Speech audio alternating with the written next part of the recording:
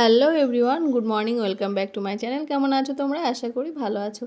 আমি মন চলে এসেছি একটা নতুন ব্লগ নিয়ে। আই হোপ আজকের ব্লগটা তোমাদের ভালো লাগবে।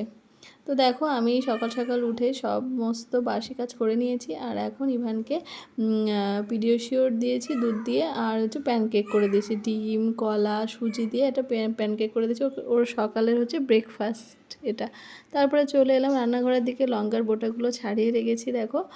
আর এদিকে দেখো মশলার কৌটাগুলো গুছিয়ে রেখেছি। আর এদিকে রান্না করব আজকে ডাঁটা দিয়ে আলু দিয়ে আর হচ্ছে রুই মাছের ঝোল। আর এদিকে করছি নিরামিষ একটা তরকারি, বেগুন পটল কুমড়ো সমস্ত সবজি দিয়ে একটা তরকারি। এই দেখো মাছ ফ্রিজ থেকে একটু আগে বেশি করে ভিজিয়ে না রাখলে মানে মাছটা ছাড়তে চায় না, জমে একদম বসে যায়। আর এদিকে দেখো কোটোগুলো আমি কি সুন্দর পেন্ট করেছি।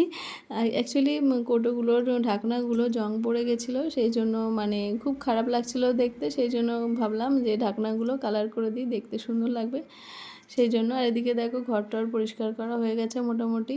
আবার ইভান এসে আবার মানে নোংরা করার পালা, ও দুষ্টু করে ভীষণ। তো এর জন্যই। আর দেখো প্রায় আমার রান্না কমপ্লিট। এই যে মাছের ঝোলটা হলেই হয়ে যাবে। এদিকে নিরামিষ তরকারিটাও হয়ে গেছে। আর তার ফাঁকে রান্নাঘরটা পরিষ্কার করে নিয়েছি, আর যে কটা বাসন ছিল ধুয়ে নিয়েছি। কারণ এর মধ্যে ইভান চলে আসবে। ইভান স্কুলে গেছে, ও আস্তে আস্তেই আমার রান্নাটা কমপ্লিট হয়ে যাবে। ও চলে যাওয়ার পরে রান্নাটা করি, কারণ ও আসলে মানে কাজ করতে দেয় না, বাধা দেয়, দুষ্টুমি করে রান্নাঘরে এসে, এর জন্যই। তো দেখো অল্প একটু দুধ খেয়ে প্যানকেক খেয়ে চলে গেছে। আর টিফিনে দিয়েছিলাম হচ্ছে পাস্তা। কতটা খেয়েছে জানি না। তো দেখো আমার ওই মানে বোতলগুলো মানে কালার করাটা কেমন হয়েছে তোমরা একটু কমেন্ট করে জানিও। আমার তো বেশ ভালো লাগছে, মানে মানে খারাপটা দেখলে তোমাদের খুব খারাপ লাগতো, তো যাই হোক এই জন্য দেখালাম। আর এর মধ্যে স্নান করে এসেছি, এবার আমি যাব খেতে। আর ইভানও চলে এসেছে, আজকে আমি আর ইভান খাবো। আর এই দেখো ইভানের জন্য অল্প একটু যে তরকারিটা করেছিলাম নিরামিষ, সেই তরকারিটা দিয়ে ওকে ভাত মেখে দেবো, ও খাবে। আর আমি এই যে এই তরকারিটা দিয়ে খাবো রুই মাছ দিয়ে। ইভানের পাপা তো এখনও আসেনি, ওয়েট করছিলাম অনেকক্ষণ, কিন্তু পাপা বললো যে আমার একটু দেরি হবে, তুমি খেয়ে নাও।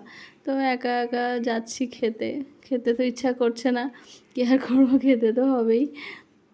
দেন বসেছি খেতে। আবার ভাত নিয়ে আসতে হবে রান্নাঘর থেকে।